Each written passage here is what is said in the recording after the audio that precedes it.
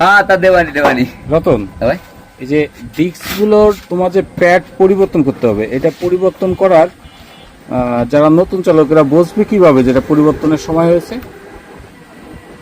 ব্রেকে আপনার কম ধরবে, ব্রেক আপনার করার পরেও গাড়ি আগবে, এরপরে এক সমাজে সুডো খাইয়ে আপনার ডাইরেক্ট লোহা যাইয়ে ডিক্সি লাগবে, তখন তো সাউন্ডই চেঞ্জ হয়ে যাবে। অর্থাৎ যে স্বাভাবিক সাউন্ড, সেই সাউন্ডটা নষ্ট হবে তো, হ্যাঁ হ্যাঁ, আর ব্রেকে তো কম ধরবে। ব্রেকে কম ধরবে। তো এটা যদি ব্রেক প্যাড যদি লাগানো না হয় দীর্ঘদিন, তাহলে তার ক্ষতি হওয়ার সম্ভাবনা কি কি? ব্রেক প্যাড আপনি ব্রেক শু যদি না লাগান, কিছু একটু বয়সটা বেশি হয়ে গেলে তো ব্রেক শু হার্ড হয়ে যাবে, হার্ড হয়ে গেলে তো ব্রেকে কম ধরবে, আপনার ডিস্ক খেয়ে যাবে, ডিস্ক খেয়ে যাবে আর ব্রেকে কম ধরবে, ব্রেক শু হার্ড হয়ে যাবে। আচ্ছা, ইয়ামাহা এফজেড ভার্সন 3 এই ব্রেক প্যাডের দাম কত পিছনের চাকার? দাম আপনার লোকাল দোকান থেকে অরিজিনাল কিনলে আপনার 1450 টাকা নেবে, আর শোরুমের দাম তো আরো অনেক বেশি।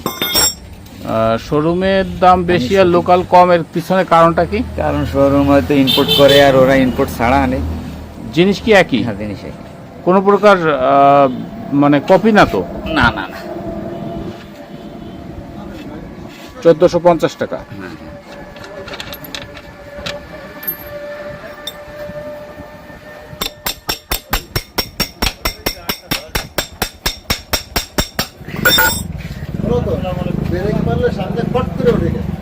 গলা লুজ হয় সম্ভবত।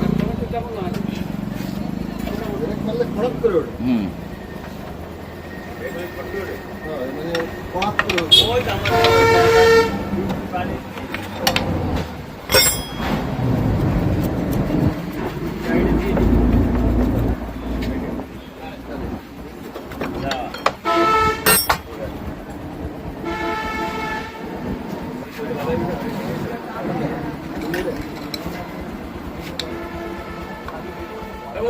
হ্যাঁ,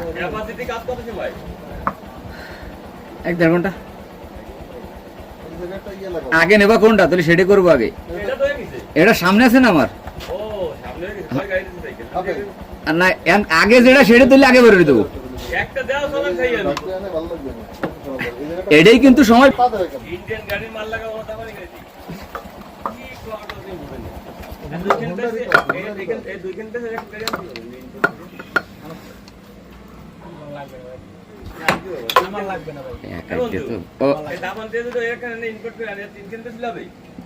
তাও হবে না,